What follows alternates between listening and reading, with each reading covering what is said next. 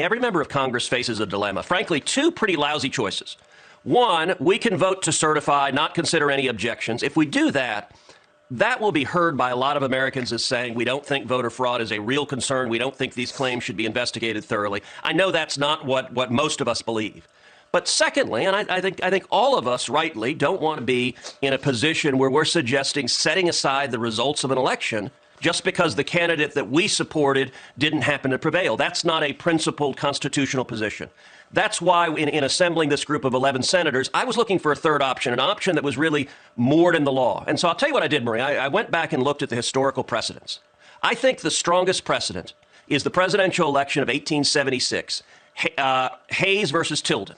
In that election, there were serious allegations of fraud in 3 different states.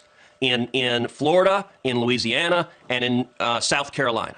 And what did Congress do in 1876? Now, they didn't throw up their hands and say, well, gosh, we got allegations of fraud, but we can't do anything about it. We just got to certify. No, they didn't do that. Yeah. What they did instead is they appointed a commission. It's called an electoral commission. Consisted of 5 House members, 5 senators, 5 Supreme Court justices. They considered evidence, they examined the ballots, and they made a determination based upon what the disputed ballots and what the outcome should be. What I'm arguing for is Congress ought to do the same thing. We ought to have a fair inquiry, a fair audit into these results, and we ought to resolve these claims, not just dismiss them out of hand. You know, following the 1876 election, 10 years later, in 1887, Congress passed a statute, the statute that we're operating under. It's called the Electoral Count Act.